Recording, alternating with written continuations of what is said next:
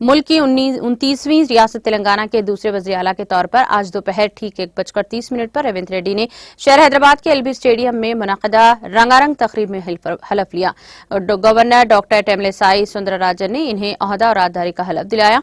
इनके साथ उजरा बट्टी विक्रमार्का, मल्लू और एन उत्तम कुमार रेड्डी, सी दामोदर राज नरसिम्हा, कोमटिरेड्डी वेंकट रेड्डी, श्रीधर बाबू, पोंगडी लेटी श्रीनिवास रेड्डी, पूनम प्रभाकर, कोंडा सुरेखा, डी अनुसया सीतक्का, तमिल नागेश्वर राव और जोपल्ली कृष्णा राव और स्पीकर असेंबली कदम प्रसाद कुमार ने भी हलफ लिया। कांग्रेस के सरकर्दा लीडरान बशमुल पार्टी के सदर मल्लिकार्जुन खड़गे, सोनिया गांधी, राहुल गांधी, प्रियंका गांधी, वजीर आला कर्नाटक सिद्धरामैया, नायब वजीर आला कर्नाटक डीके शिवकुमार, कर्नाटक के कई उजरा और पार्टी लीडरान के अलावा दूसरों रियासतों के पार्टी लीडरान ने भी हलफ बर्दारी में शिरकत की। हलफ बर्दारी की तकरीब में तेलंगाना को रियासत का दर्जा दिलाने के लिए अपनी जानों की कुर्बानी देने वाले 300 अफराद के अरकान खानदान भी शरीक थे। हलफ बर्दारी तकरीब में तकरीबन 1,30,000 अफराद शरीक हुए। कांग्रेस की मरकजी क़ियादत ने वसी तर मुशावरत के बाद इस अहम तरीन ओहदे के लिए रेवंत रेड्डी के नाम को खतयत दी थी।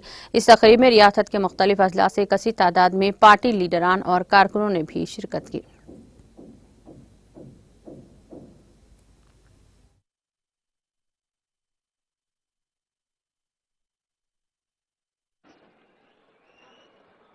యనమల రేవంత్ రెడ్డి అనే నేను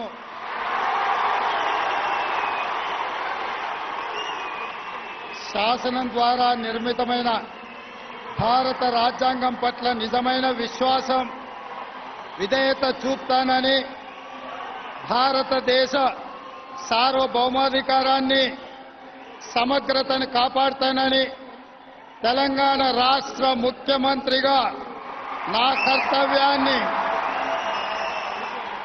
శ్రద్ధతో అంతఃకరణ చిత్తశుద్ధితో నిర్వహిస్తానని, భయం గాని పక్షపాతం గాని రాగద్వేషాలు గాని లేకుండా రాజ్యాంగాన్ని శాసనాలను అనుసరించి ప్రజలందరికీ న్యాయం చేకూరుస్తానని దైవ సాక్షిగా ప్రమాణం చేస్తున్నాను.